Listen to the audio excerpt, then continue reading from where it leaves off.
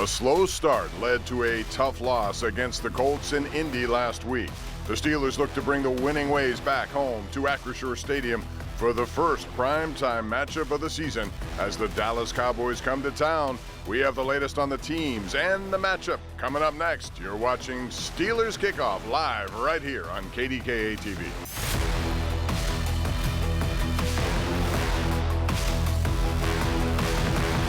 Welcome to BetMGM Steelers Kickoff. It is the Steelers game day in Pittsburgh, PA, and here's a live look at Acrisure Stadium from the Tower Cam, ready for primetime matchup between the Cowboys and the Steelers tonight at 8:20. And welcome inside the KDKA TV studios for another edition of Steelers Kickoff. I'm Bob Pompeani, soon to be joined by Rich Walsh, Jerry Dulac, as always, flanked by the quarterback of the program, Charlie Batch, as we're ready to go. And despite the loss last week, the Steelers are still 3-1 through the first 4 games. If I had told you that they would win 3 of the first 4 at the beginning of the season, would you have taken that, regardless of how it happened? Oh, absolutely would have taken that, because you look at this season where everybody knows expected on the second half of the season, but in order to get out to a fast start, you break this up into quarters, 3-1 in each segment. Steelers are right there where they need to be. And the Steelers have been no strangers, however, to slow starts in recent seasons, and so far this year, despite 3-1, it's business as usual in that department. It's time for a Hyundai by the Number segment, and as you can see, the stats between the first half and second half are much different over the last couple of weeks. Almost double the first downs, way more rushing yards, passing yards are up as well, and there have been more points scored in the second half. So Charlie, slow starts continue to be a problem even under a new OC. Why is this happening, and what can they do to fix it? Well, if I knew that answer, I'd be sitting there on the coaching staff right now. But ultimately, when you see where the Steelers are at right now, they talk about getting off to a fast start. One game they're trying to establish the run, the next they're trying to get established in the passing game. And when that doesn't happen, you get out of sync, out of rhythm. So now that you have 4 games under your belt, you hope that identity of this offense start to reveal itself, and we see that here tonight. No better than 8:20 tonight to get that fixed for sure against Dallas, a team that's struggling. And adding to the offensive woes, another major injury to the Steelers offensive line from last week's Colts game. And this is a big one.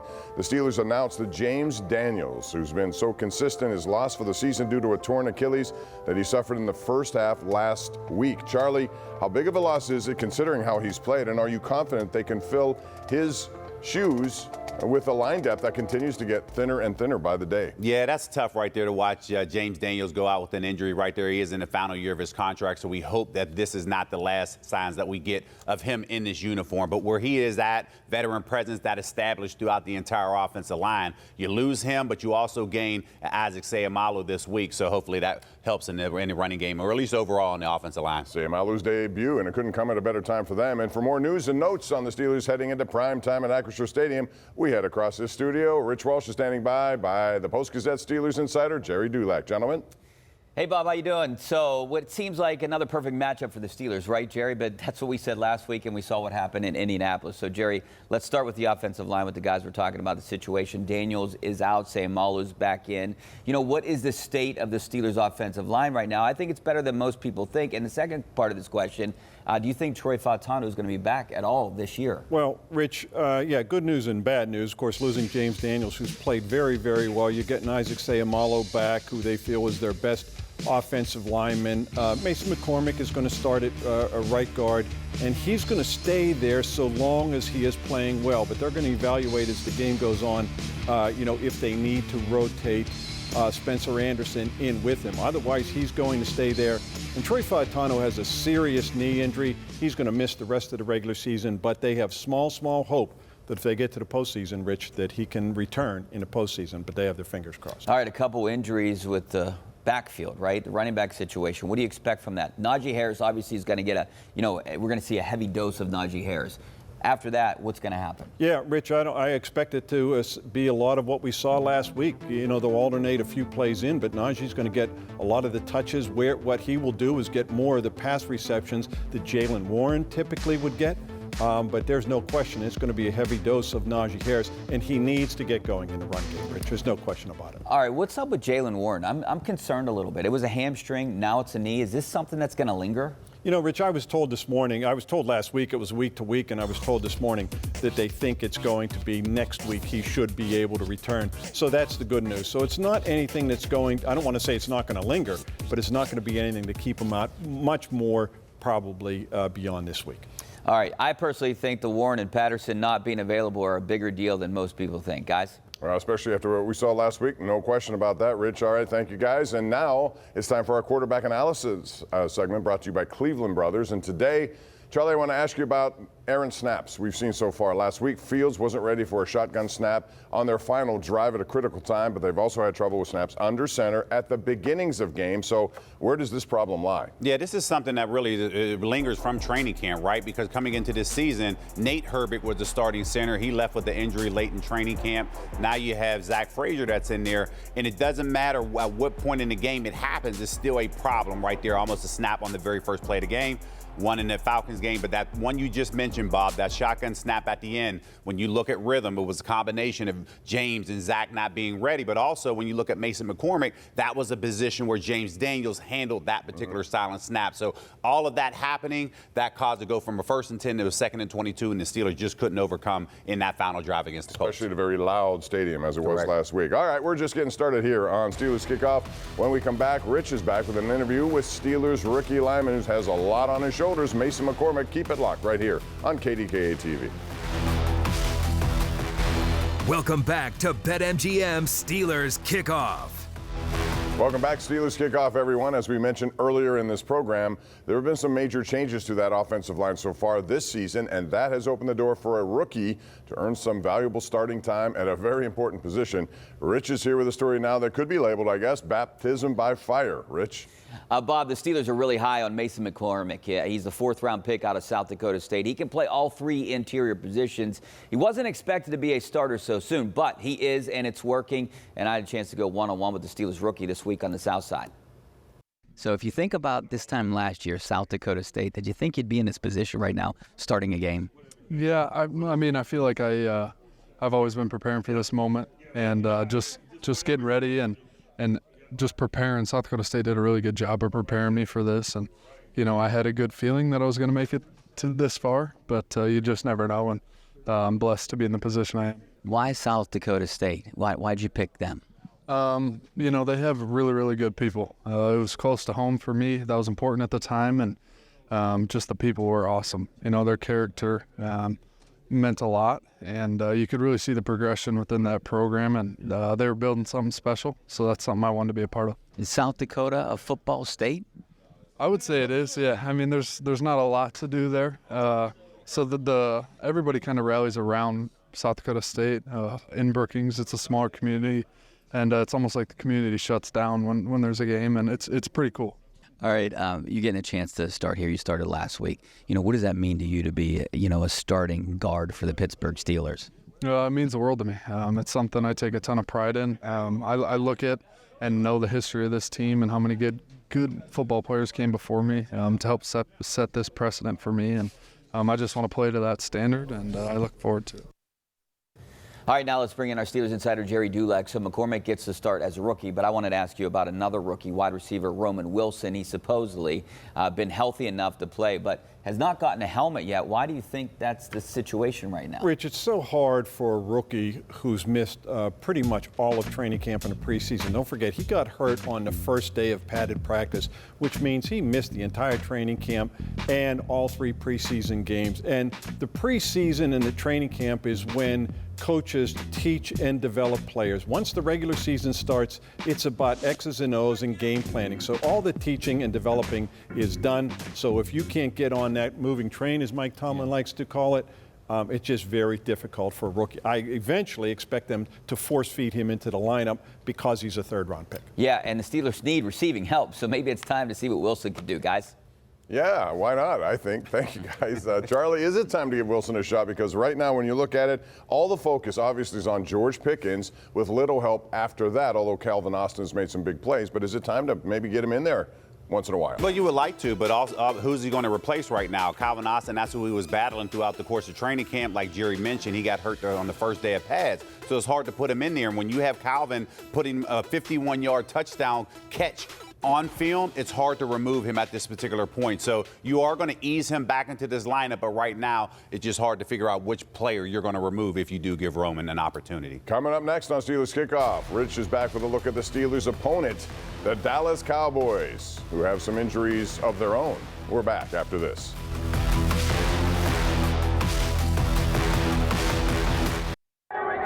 You know, the strength of the brand. It's a responsibility to represent the black and gold, and I would imagine the guys in Dallas feel the same way. Pittsburgh's great steel curtain beat. You can't put a price tag on standards and legacy. Yeah, standards, legacy, brands. The Steelers and Cowboys are one of the NFL's greatest rivals, and because the matchup doesn't happen all the time, it makes it that much more hype when the two teams meet, as they will be tonight. Rich is back with a preview of the team from Big D. Rich? Well, Bob, you know, two of the most prestigious franchises will march onto the field to face each other tonight, but one team seems to be marching with more of a limp than the other. The Cowboys won their game against the Giants last week, but they lost 3 players in the process. Wide receiver Brandon Cooks, defensive end DeMarcus Lawrence, and star linebacker Micah Parsons will all miss tonight's game. Yeah, he's writhing, and here comes everybody with a medical license who was on the Cowboys charter.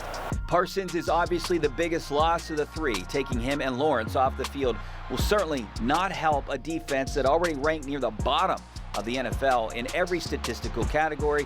In their 2 losses to the Saints and the Ravens, they allowed nearly 900 yards and 72 points. They've also struggled to run the ball on offense. Bringing Zeke Elliott back to the roster has not helped an anemic rush attack that ranks dead last in the league. But Dak Prescott is off to a good start. He has the 3rd most passing yards in the NFL, and he does have at least one healthy wide receiver to throw to in CeeDee Lamb. Lamb broke the tackle. 35, outruns 3 men into the end zone. Touchdown, CeeDee Lamb. And head coach Mike McCarthy is very familiar with this historic rivalry. The Greenfield native grew up watching both teams play every Sunday. You know, a normal day for us back then was you watch the Steelers at 1 o'clock and you watch the Cowboys at 4 o'clock. So those are great years. You know, 4 Super Bowls, 2 World Series, a national championship. So that was a great time to be a kid in Pittsburgh. So McCarthy will be looking to show out in front of friends and family tonight, but he hasn't done very well overall in games against Mike Tomlin, as we see in today's South College game plan. McCarthy has lost 4 of their 5 head-to-head matchups, although his one win was obviously the biggest one in Super Bowl 45. By the way, the Cowboys and Steelers have the most appearances on Sunday night, but this is the first meeting between these two teams on Sunday night. Mike Tomlin is 21-15 overall when they play on Sunday night. Guys. Under the lights, under the spotlight. Thank you, Rich. And for more of a breakdown on the Cowboys heading into this matchup, we head over to the Factor Back studio for another edition of The Playbook with Merrill Hodge. Hi, everyone. Welcome to the UPMC Rooney Sports Complex for the Acrisure Playbook. Okay, the Dallas Cowboys are coming to town. Their defense has been rattled a couple weeks ago against the New Orleans Saints. They've had some issues with how they go about handling some offenses that do hard run action and attack downfield. Now, here's how you know the difference between run action and play action. Just use the line of scrimmage. Look at the offensive lineman. Look how they're trying to double team right there at the center, and the effect it has on that middle linebacker. It pulls him into the box. You know, Derek Carr is going to fake the ball. And then if we go to the perimeter, only 2 receivers are going downfield. So these guys are screaming down the field. This creates a massive void in the middle of the field. And this is why run action is such a great way to throw the football. And this is a very easy pass. You can see that the pocket is clean, max protection, and he completes this one for a big play for the Saints early in the game.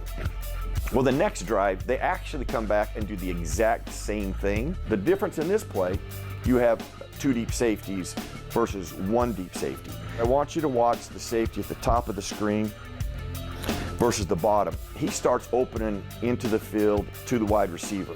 Well, when Carr sees that, he knows he's going to go to the post route down the middle of the field, because that safety can't turn and run on it because he's watching for the in route. And Arthur Smith is great at dialing those things up. I would expect to see those type of things, and if they can hit them, we ought to see some explosive plays with the Steeler offense this week. All right, Merrill, thank you very much. And one factor that could become an issue for both teams tonight is the current forecast. A line of storms could be rolling through the region around game time. We thank KDKA First Alert meteorologist Trey Fulbright for the latest look at the forecast.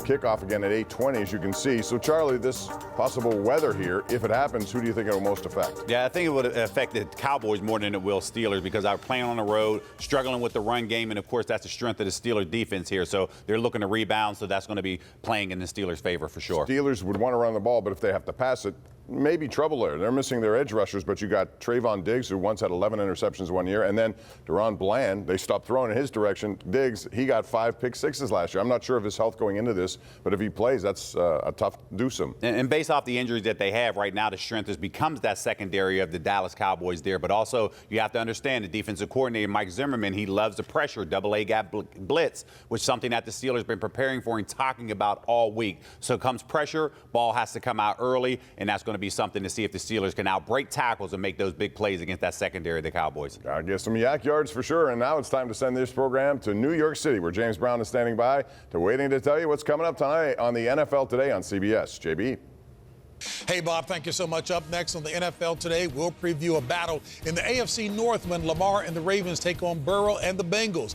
And our own Melanie Collins gets some FaceTime with Ravens superstar King Derrick Henry.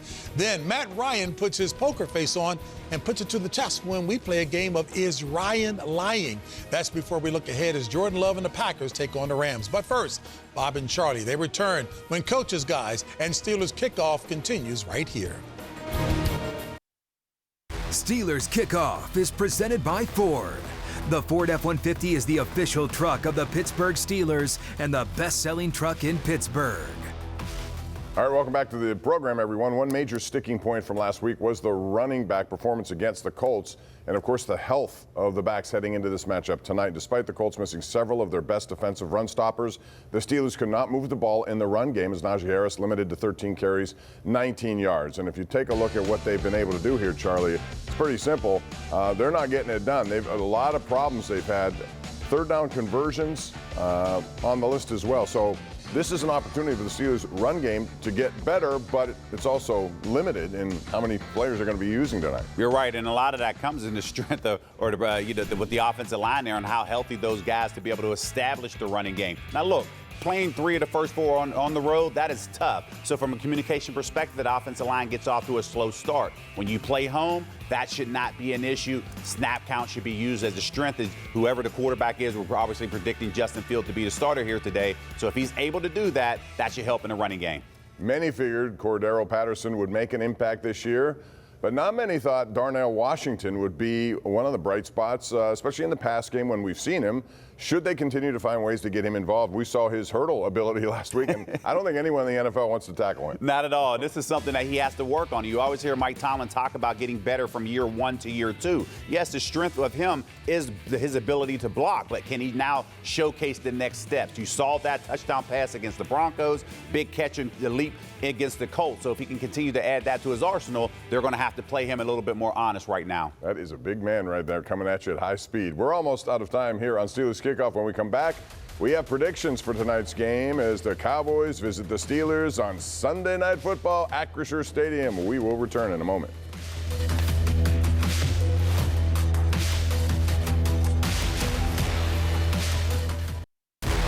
Welcome back to BetMGM Steelers Kickoff. Most people thought last week the Steelers would beat the Colts, who were ravaged by injury. That did not happen. Same kind of situation today. So what do the guys think? Let's start with you, Rich. This seems like the perfect matchup again, and we were all wrong last week against Indianapolis. Call me crazy, but I think the Steelers score the most points this year. I like them 34-13. I think they take advantage of no Micah Parsons, no Lawrence, and I think Justin Fields has a better game this week. Jerry, what do you like? Yeah, Rich, I do think you're crazy. I think as long as the Steelers take the lead, it'll be a tight game. You have the 2 most productive and long-range kickers in the league. That's why I think it's going to come to a field goal. I take the Steelers 23-20. All right, what do you guys think? Charlie? Well, I think last week, I think the Steelers fell victim of reading their own press clippings. This week, they're focusing, knowing it's a big game. At home, Sunday Night Football. Steelers prevail here today, 27-23 on a big day from Najee Harris. So 44.5 is the over and under. You're saying they're going to go over that. I think it's going to be a Steeler win as well. I just think there's too much adrenaline going on. 24-20, I'm going to be right at that over-under line, but that means it will be under by a half point. The Steelers are 2.5-point favorites in this game. Look for them to go 4-1.